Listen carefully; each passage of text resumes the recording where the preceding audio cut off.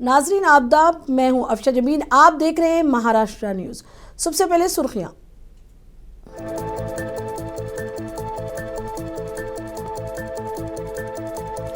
Code of conduct के एक मामले में सुनवाई के लिए असदुद्दीन अवैसी पहुंचे नांदेड़ की अदालत। इल्जामात तय करने की कार्रवाई मुकम्मिल। 23 जुलाई को होगी इस मामले में अगली समाअत।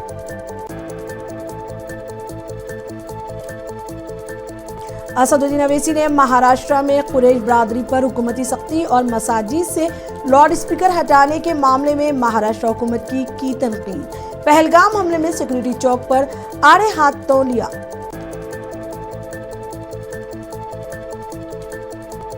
कैंटीन के मुलाजिम पर हमले का मामला। अपोजिशन महाविकास अखाड़ी के अरकान असेंबली ने असेंबली के बाहर शिवसेना के एमएलए संजय गायकवाड़ के खिलाफ किया एहतजाज। हुकूमत पर भी लगाया बदउनवानी का इल्जाम।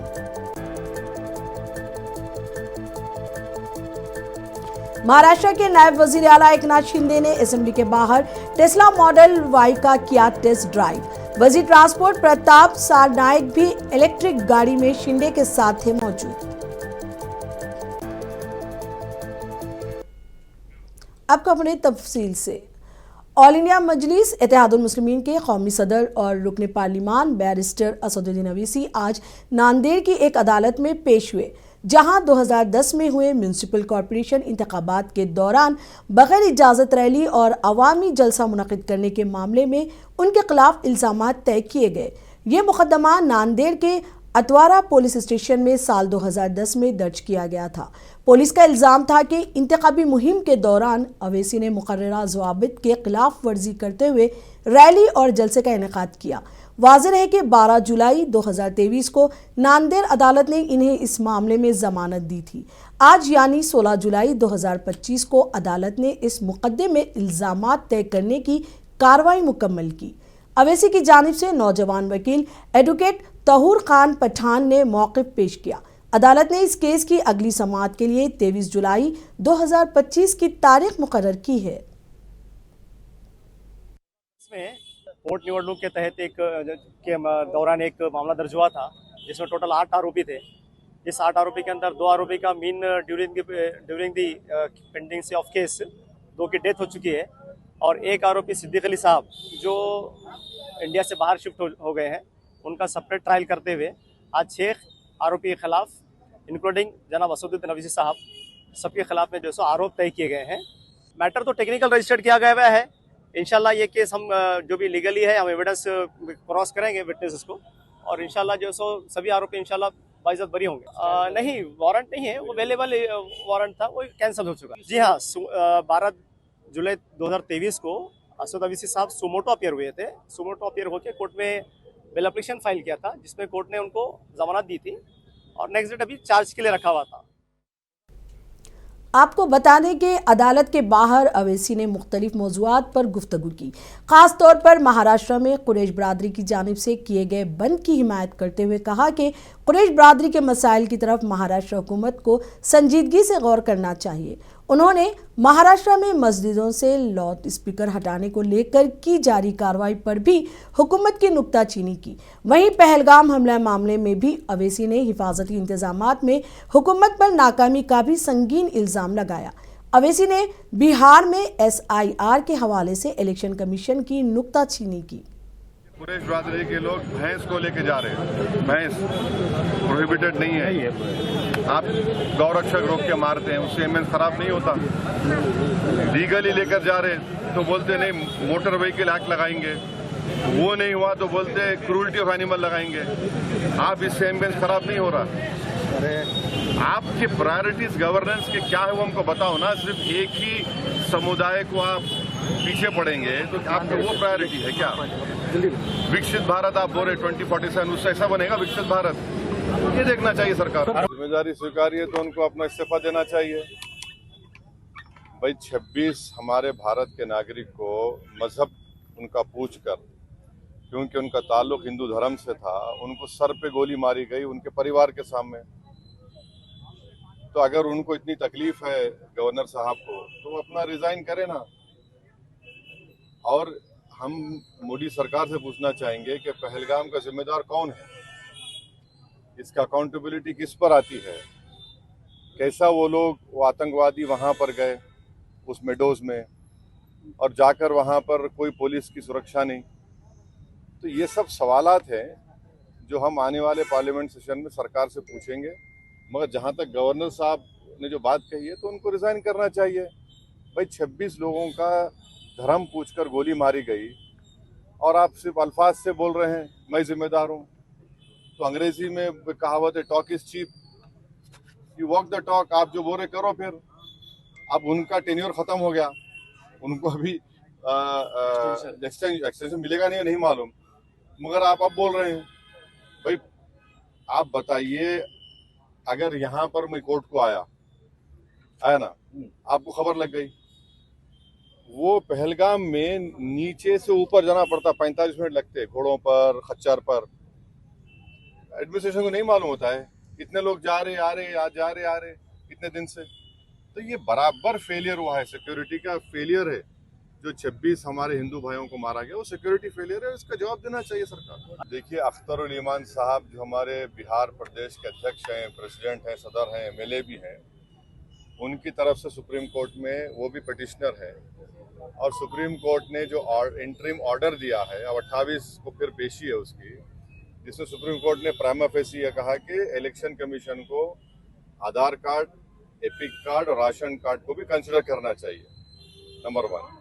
दूसरी बात जो आप लोगों को समझना चाहिए, 2019 में पार्लियामेंट में भारत सरकार ने इलेक्शन कमीशन तरफ से जो जवाब दिया उसमें कहा कि 2016, 2017, 2018 की वोटर लिस्ट में किसी भी फॉरेन नेशनल का नाम नहीं आया सिवाय तेलंगाना में 1, वेस्ट बंगाल में 1 और एक प्रदेश में 1 आया, 3 लोगों का।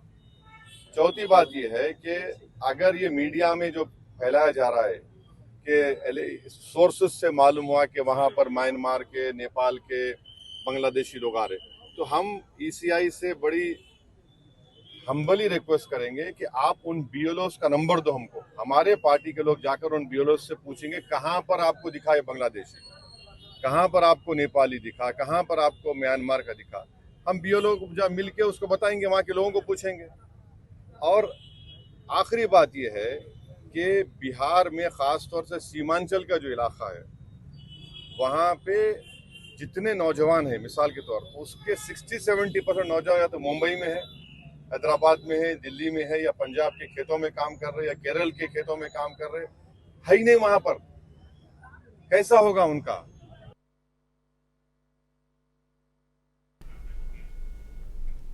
अपोजिशन महाविकास अखाड़ी के अरकान असेंबली ने बुध के रोज महाराष्ट्र असेंबली के बाहर शिवसेना के एमएलए संजय गायकवाड़ के जरिए हॉस्टल कैंटीन के मुलाजिम पर हमला और इस मामले में अदम कार्रवाई के खिलाफ लुंगी बनियान एहतजाज किया। कुछ अरकान तौलिया लपटे हुए भी नजर आए। उन्होंने हुक्मरान इत्तेहाद के गुंडाराज के खिलाफ प्ले कार्ड्स भी उठा रखे थे। अपोजिशन ने हुकूमत पर बदउनवानी का भी इल्जाम लगाया। महाराष्ट्र के सतारा में हाईवे पर गाड़ियों को रोककर ड्रोन से वीडियो बनाने वाले 5 नौजवानों के खिलाफ पुलिस ने कार्रवाई की है। दरअसल 10 जुलाई 2025 को सतारा में एक नौजवान ने नई कार खरीदी। इस कार की ड्रोन से वीडियो बनाने के लिए इसने अपने दोस्तों के साथ सतारा बेंगलुरु हाईवे पर पुणे की तरफ गाड़ियों को रोका। इसके बाद ड्रोन से वीडियो बनाई गई और ये रील सोशल मीडिया पर वायरल कर दी। इस वाक़े को संजीदगी से लेते हुए पुलिस ने इंस्टाग्राम पर वायरल होने वाली मालूमात की बुनियाद पर मुकदमा दर्ज किया। सीनियर अफसरान की रहनुमाई में सितारा शहर की dB team, traffic control branch और हाईवे पुलिस ने मुश्तरका कार्रवाई करते हुए मुतल्लिका नौजवानों की तलाशी ली और इन्हें हिरासत में ले लिया। महाराष्ट्र के वजीर और बीजेपी लीडर नीतीश राणे ने अलहदा मराठी पाठशाला शुरू करने का कांग्रेस के इक़दाम पर तनकीद करते हुए बहस छेड़ दी है। उन्होंने कहा कि अलग अलग पाठशालाओं की ज़रूरत नहीं है, इसके बजाय रियासत भर में मौजूदा मदारिस में उन्होंने मराठी ज़बान पढ़ाने की तजवीज़ पेश की। ये सारी चीजें हम लोग बोलने के बाद करने की क्या जरूरत है? पहले से करो ना। मैंने जैसे बोला अजान को मराठी में लिखा, बोलने को बोलो उनको 5 वक्त का अजान।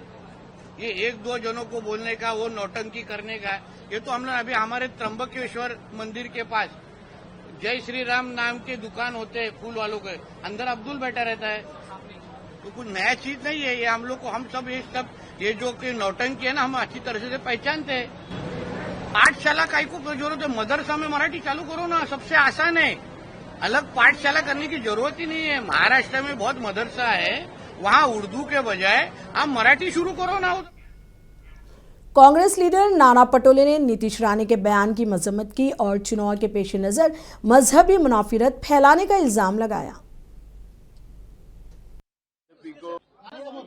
देखो, ये विषयों को डाइवर्ट करने की बीजेपी को कोई भी जरूरत नहीं है। आखिरी महाराष्ट्र में सभी भाषाओं को महत्व दिया गया है, आज से नहीं कई सालों से दिया गया है।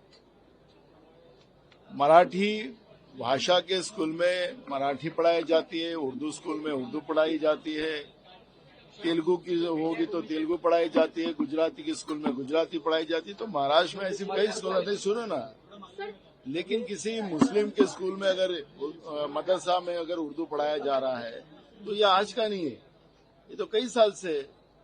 और इस तरह का भाषा पे अगर बीजेपी भेदभाव कर चुनाव को मुद्दे नजर रखकर इस तरह का माहौल बनाएंगे तो अब कोई हजम नहीं करेंगे इनको। महाराष्ट्र में जुबान के तनाज़े पर अदाकार आशुतोष राणा ने कहा कि जुबान मुकालमे का मौजू है, जुबान तनाज़े का मौजू नहीं है। हिंदुस्तान मुकालमे पर यकीन रखता है, हिंदुस्तान कभी तनाज़े पर यकीन नहीं रखता। देखिए, मेरा अपना ये मानना है कि भाषा जो होती है वो संवाद का विषय होती है, भाषा कभी भी विवाद का विषय नहीं होती। क्या बात है। तो इसलिए भाषा जो है, भाषा को तो हम और आप सब, भारतवर्ष जो है वो इतना परिपक्व और इतना अद्भुत देश है कि जहां पर इसने सारी चीजों को स्वीकार, संवाद में विश्वास रखता है। भारत कभी भी विवाद। महाराष्ट्र के नायब वजीर आला एकनाथ शिंदे ने बुध के रोज असेंबली के बाहर टेस्ला मॉडल वाई का टेस्ट ड्राइव किया, जिसने हिंदुस्तानी बाजार में टेस्ला के सरकारी दाखिले के लिए मजबूत सियासी हिमायत का इशारा दिया। वजीर ट्रांसपोर्ट प्रताप सारनायक शिंदे के साथ इलेक्ट्रिक गाड़ी में महाराष्ट्र असेंबली पहुंचे, जिसने कानून साजों और मीडिया की तवज्जो मबजूल कराई। वाज़ेह है कि टेस्ला ने अपना पहला हिंदुस्तानी शोरूम मंगल को मुंबई के बांद्रा कॉम्प्लेक्स में शुरू किया, जो एशिया की तीसरी सबसे बड़ी मैशियत में कंपनी की तोसी में एक अहम कदम है। ये बहुत बड़ी बात है। और जो एफडीआई है, फॉरेन डायरेक्ट इन्वेस्टमेंट, महाराष्ट्र में देश में सबसे ज्यादा हो रहा है। महाराष्ट्र में इंफ्रास्ट्रक्चर अच्छा है, स्किल मैन पावर है, कनेक्टिविटी अच्छी है, और इसलिए बड़े पैमाने पर जो उद्योजक है ये महाराष्ट्र को पसंद कर रहे हैं। ये महाराष्ट्र इंडस्ट्री फ्रेंडली स्टेट बन चुका है, और इसीलिए जो अभी महाराष्ट्र का विकास तेजी से हो रहा है, ये टेस्ला कंपनी यहाँ आने से। भिवंडी मशरकी हल्के के रुकन असेंबली रईस कासिम शेख ने असेंबली के इजलास में महाराष्ट्र स्टेट उर्दू एकेडमी के दफ्तर की बहाली, नई तकरीरों और तौहीन रिसालत समेत दिगरी कई कौमी शख्सियात की तौहीन के खिलाफ कानून साज असेंबली में जारी मानसून इजलास में इंतहाई कामयाबी के साथ प्राइवेट मेंबर बिल पेश किया, और उनकी कोशिशों से ही उर्दू एकेडमी का दफ्तर अपनी पुरानी जगह से खाली कराने पर रोक लग गई। उनकी नई उर्दू दमली खिदमात को देखते हुए भिवंडी की मुतादिद तालीमी व समाजी तंजीमों की जानिब से उनके एजाज़ में अंसारी प्ले ग्राउंड के दबीर फारूक स्टडी सेंटर में एक तहनीती जलसे का इनेकाद किया गया। आज अल्हम्दुलिल्लाह अलहाज बैरिस्टर असदुद्दीन अवैसी साहब की हिदायत पर मजलिस इत्तेहादुल मुस्लिमीन ने खुरेज बिरादरी को अपना सपोर्ट और तायद का ऐलान किया है। 19 जुलाई से रियासत महाराष्ट्र और ख़ास तौर से ज़िला नांदेड़ और शहर के अंदर खुरेज बिरादरी के ऊपर जो जुल्म हो रहा है हुकूमत महाराष्ट्र की जानिब से, तो जुल्म के खिलाफ में, गाय रक्षकों के खिलाफ में जो गुंडागर्दी पर उतर आए हैं, तो एक बंद का ऐलान है, और उस बंद की पूरी तायद और हिमायत में मजलिस इत्तेहादुल मुस्लिमीन पूरी तरीके से आपके साथ में है। महाराष्ट्र के जिले जलगांव जिला के किसानों को जिला से बाहर भी तरक्याती कर्ज फराहम किया जा सके, इसके लिए एमएलए किशोर पाटिल ने मुसलसिल पैरवी की, जिसके बाद महाराष्ट्र हुकूमत के ऑपरेशन महकमे ने इस बारे में अहम मीटिंग बुलाने के अहकामात दिए हैं। इस फैसले से किसानों को सिर्फ अपने जिला तक महदूद ना रहकर दूसरे अजला में भी जहां उनकी खेती है वहां इसे तरक्याती कर्ज हासिल करने का फ़ायदा मिलेगा और उनकी माली खुद मुख्तारी को फ़रोग़ मिलेगा। ये उम्मीद की जा रही है कि मीटिंग के बाद तरक्याती कर्ज की तकसीम से जुड़े रुकावटें दूर हो जाएंगी।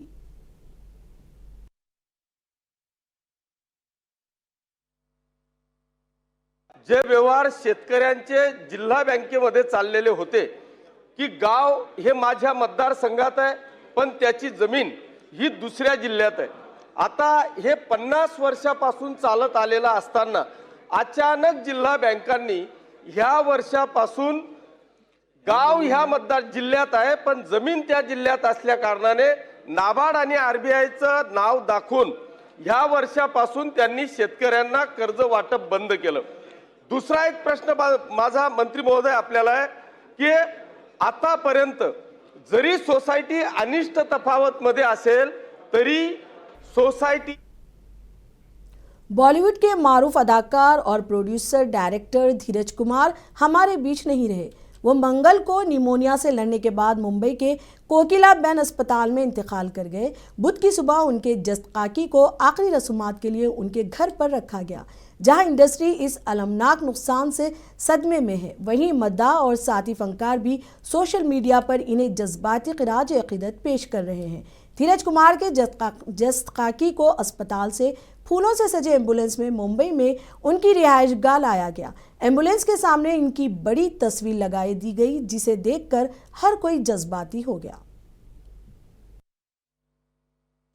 देखिए, मैं एक चीज़ आपको बताऊंगा जो धीरज कुमार के बारे में कम लोग जानते हैं। वो as an actor, as a producer और एज अ डायरेक्टर उनको सब जानते हैं। टीवी इंडस्ट्री में बड़े बड़े शोज उन्होंने किए हैं, फिल्मों में इतना काम किया हुआ, बड़ी बड़ी फिल्में बनाई उन्होंने। इनका एक रुख जो है, इनकी जो एक पर्सनैलिटी है जो लोगों को पता नहीं है, वो है सोशल वर्क। इन्होंने एनजीओ बनाया धीरज जी ने, और जिसमें मेडिकल कैंप्स इन्होंने इतने ऑर्गेनाइज किए बड़े बड़े लेवल पे, बड़े बड़े स्केल पे, जहां पर हमारे technicians, daily veg workers, industry के, उनका फ्री इलाज होता था, फ्री ट्रीटमेंट होता था उनका। एक व्यक्ति जो हंसता खेलता था, अच्छा खासा था, अचानक हॉस्पिटल में एडमिट होते हैं वो, और हॉस्पिटल एडमिट होने के 2-3 दिन में वो अपने प्राण त्याग देते हैं। मतलब बिल्कुल ये बात विश्वास करने योग्य नहीं। आपको लगता है कि नहीं यार, सैटरडे की बात है कि आज एडमिट हुए हैं, आ जाएंगे कल, पता चलता है निमोनिया हुआ, ठीक हो जाएगा। फिर आईसीयू में चले गए। आईसीयू में जाने के बाद डॉक्टर बोलते कि 20% चांस है, 20% चांस है तो आईसीयू से आप इनको वेंटिलेटर में डाल दीजिए। वेंटिलेटर पे डाला, नेक्स्ट डे मॉर्निंग पता चलता है कि खाली 10% चांस बचा है। कोल्हापुरी चप्पल के डिज़ाइन की नकल करने पर तनकीद के बाद बैनुल अक़वामी फुटवेयर ब्रांड प्राडा ने कोल्हापुरी चप्पल की सनत से जुड़ने के लिए कदम उठाया है। आपको बताते चले कि इटली से प्राडा की एक टीम ने कोल्हापुरी चप्पल बनाने वाले कारीगरों से मुलाकात की। दरअसल प्राडा ने मैलान में मुनक़िद मर्दों के 2026 के मौसम बहार और मौसम गर्मा के शो में हिंदुस्तान की मशहूर कोल्हापुरी चप्पलें दिखाईं। प्राडा के रैंप पर मॉडल्स को जो चप्पल पहनते हुए देखा गया वो कोल्हापुरी चप्पल थे, लेकिन इसका कोई क्रेडिट भारत या कोल्हापुरी चप्पल बनाने वाले कारीगरों को नहीं दिया गया।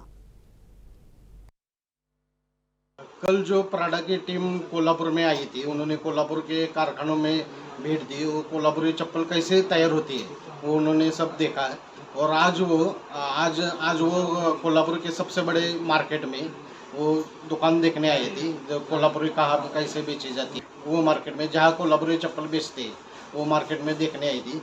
वो उस मार्केट में हमारे लेदर बैग जो कंडक्टर या पेट्रोल पंप पर यूज़ की जाती है, वो या फिर कैश रखने के लिए यूज़ कर लीजिए, ऑथेंटिक लेदर बैग वो देख के आए थे। उनको बहुत वो पसंद आई।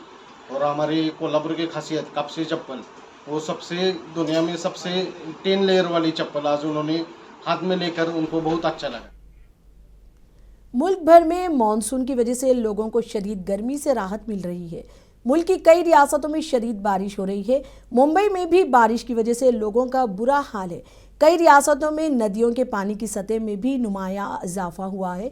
यूपी, बिहार, राजस्थान, मध्य प्रदेश, हिमाचल प्रदेश से लेकर उत्तराखंड तक मूसलाधार बारिश की तौक़े है। महाराष्ट्र के हारे में बात करते हुए IMD ने मुंबई, रायगढ़, थाने समेत कई इलाकों के लिए रेड अलर्ट और ऑरेंज अलर्ट जारी किया है। दरअसल शदीद बारिश के पेश नज़र मुंबई पुलिस ने लोगों से साहिली और नशीबी इलाकों में जाने से गुरेज करने की अपील की है। महकमा मौसमियात ने कहा कि मुंबई के कई इलाकों में आज दिन भर हल्की से बारिश जारी रह सकती है।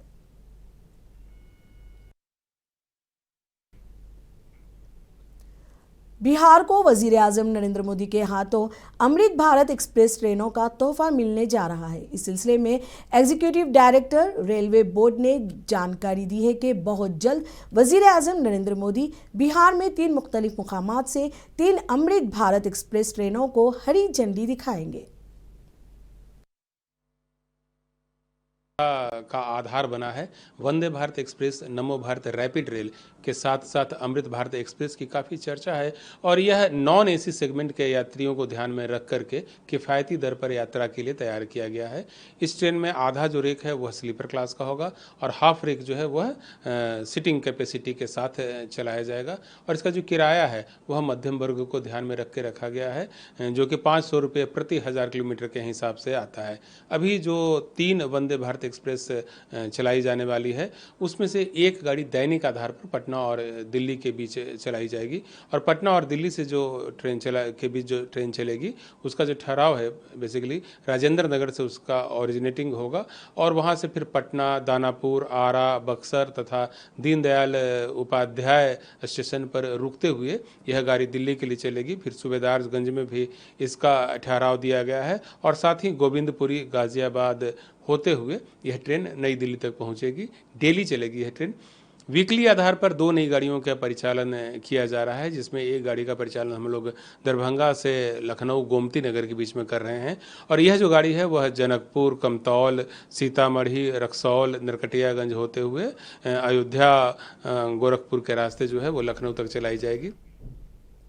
जन स्वराज के बानी प्रशांत किशोर ने कहा कि बिहार में 60% से ज्यादा लोग तब्दीली, तालीम, रोजगार और नया निज़ाम चाहते हैं।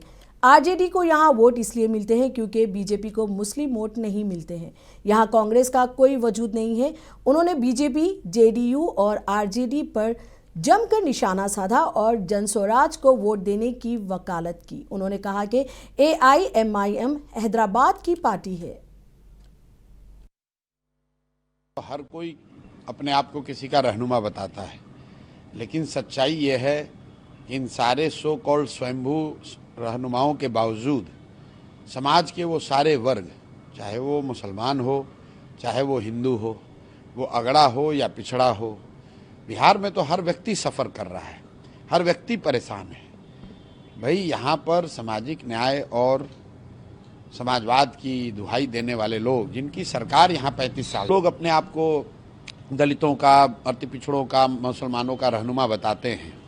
मैं रोज़ एक आंकड़ा बताता हूँ कि बिहार में जातीय जनगणना जो इन लोगों ने कराई, उस जनगणना में ये दिखा कि आज भी 35 वर्ष से इनके शासन के बाद भी 5% से कम दलित, अति पिछड़े और मुस्लिम समाज के बच्चे 12वीं पास कर रहे हैं।